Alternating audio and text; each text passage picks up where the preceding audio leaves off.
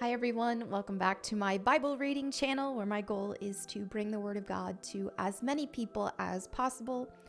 So today I will be continuing where we left off in Esther Chapter 7. So the king and Haman went to Queen Esther's banquet. On this second occasion, while they were drinking wine, the king again said to Esther, "Tell me what you want, Queen Esther. What is your request? I will give it to you, even if it is half the kingdom." Queen Esther replied, "If I have found favor with the king, and if it pleases the king to grant my request, I ask that my life and the lives of my people will be spared. For my people and I have been sold to those who would kill, slaughter, and annihilate us. If we had merely been sold as slaves, I could remain quiet, for that would be too trivial a matter to warrant disturbing the king." "Who would do such a thing?" King Xerxes demanded. "Who would be so presumptuous as to touch you?" Esther replied, "This wicked Haman is our adversary and our enemy." Haman grew pale with fright before the king and queen. Then the king jumped to his feet in rage and went out into the palace garden. Haman, however, stayed behind to plead for his life with Queen Esther, for he knew that the king intended to kill him. In despair, he fell on the couch where Queen Esther was reclining, just as the king was returning from the palace garden.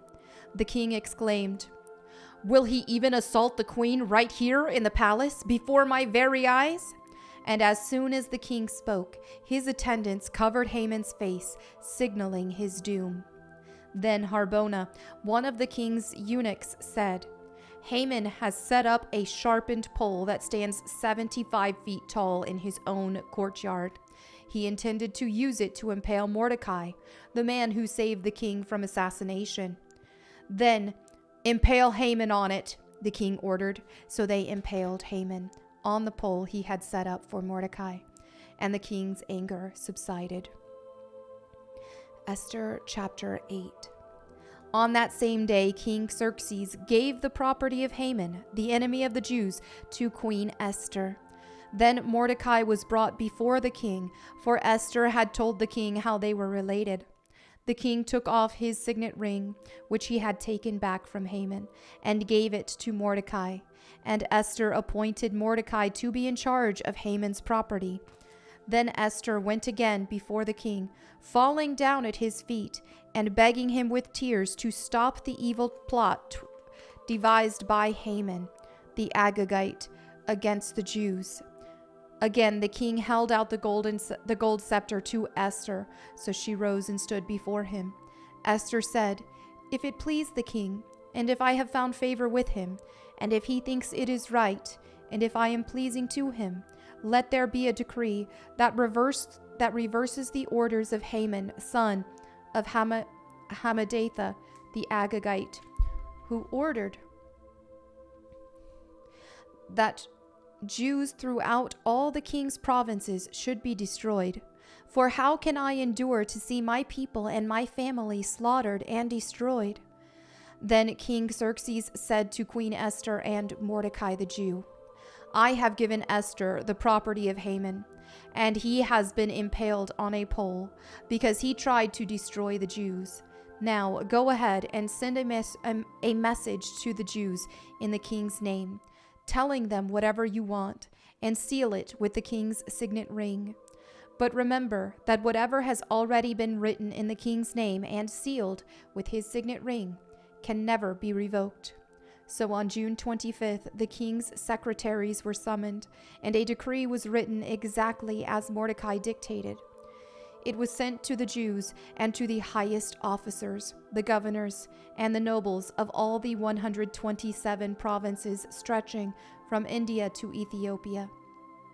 The decree was written in the scripts and languages of all the people of the empire, including that of the Jews.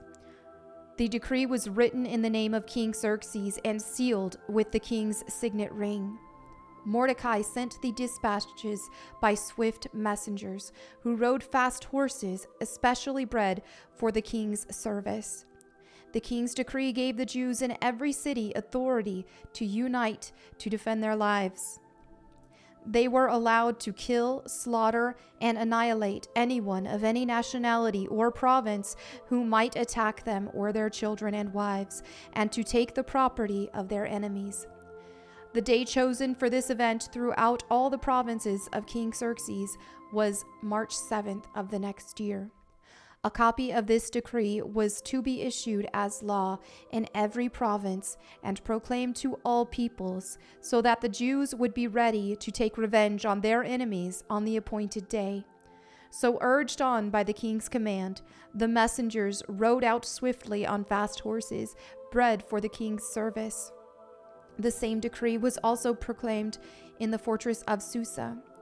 Then Mordecai left the king's presence, wearing the royal robe of blue and white, the great crown of gold, and an outer cloak of fine linen and purple. And the people of Susa celebrated the new decree.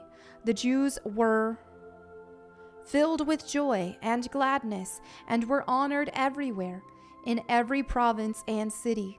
Wherever the king's decree arrived, the Jews rejoiced and had a great celebration and declared a public festival and holiday.